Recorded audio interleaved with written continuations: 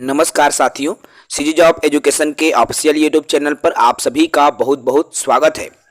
साथियों, विषय बाध्यता को लेकर जो सुप्रीम कोर्ट में याचिका दायर किया गया था कि छत्तीसगढ़ में शिक्षकों की भर्ती विषयवार न होने के बजाय विषय को समाप्त कर दिया गया था, उसी को लेकर सुप्रीम कोर्ट में याचिका दायर किया गया था। तो विषय बाध्यता को लेकर सुप्रीम कोर्ट में आज क्या अपडेट निकल कर आ रही है, हम इस पर बात करेंगे।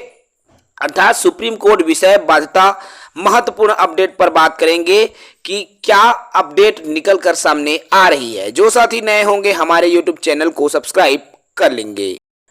जैसा कि आप सबको पता है साथियों कि आपका 26 तारीख को, ठीक है, 26 सितंबर को विषयवार शिक्षकों की भर्ती की मांग को लेकर जो छत्तीसगढ़ पेरेंट्स एसोसिएशन है उन्होंने राज्यपाल को ज्ञापन सौंपा था, जिसमें कहा गया था कि मिडिल स्कूलों में शिक्षकों की जो भर्ती है विषयवार होनी चाहिए। इसी को लेकर ज्ञापन सौंपा गया था और ज्ञापन में कहा गया था कि राज्य शासन ने 11 जुलाई 2023 को सेवा भर्ती एवं पदोन्नति नियम 2019 में संशोधन करके मिडिल स्कूलों में विषयवार शिक्षकों की भर्ती को समाप्त करके शिक्षकों की भर्ती कर रही है। इसको लेकर राज्यपाल को ज्ञापन दिया गया था और विषय बाध्यता जो समाप्त किया है, राज्यपाल से हस्तक्षेप करने की मांग की जा रही थी। ये ज्ञापन अब 25 सितंबर को दिया गया था, जो कि 26 सितंबर की न्यूज़पेपर में आया हुआ था।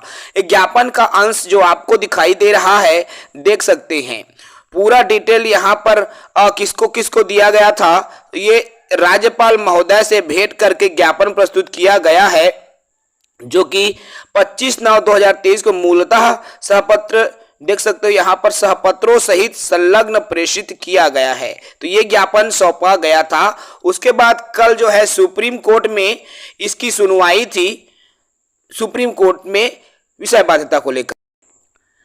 दिनांक 9 अक्टूबर 2023 को विषय बाध्यता के मामले में सुप्रीम कोर्ट में जो इसकी एडवोकेट जनरल, ठीक है, सुप्रीम कोर्ट में एडवोकेट जनरल ने छत्तीसगढ़ शासन के स्कूल शिक्षा विभाग के प्रमुख सचिव डॉक्टर आलोक शुक्ला को नोटिस जारी करके 40 दिन के भीतर जवाब प्रस्तुत करने का निर्देश दिया है।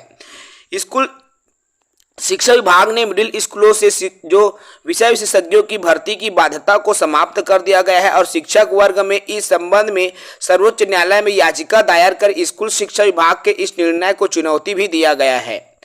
जबकि इसके पूर्व भी 11 सितंबर को इस संबंध में सर्वोच्च न्यायालय ने स्कूल शिक्षा विभाग को नोटिस जारी किया था, जिसे स्कूल शिक्षा विभाग ने लेने से इनकार कर दिया था। देखिए, हाई कोर्ट सुप्रीम कोर्ट के माध्यम से जो है सर्वोच्च न्यायालय के माध्यम से नोटिस भी जारी हो रहा है, लेकिन विभाग द्वारा नोटिस लेने से इनकार किया गया है और यही नहीं, आनाकानी जैसी स्थिति निकलकर आ रही है।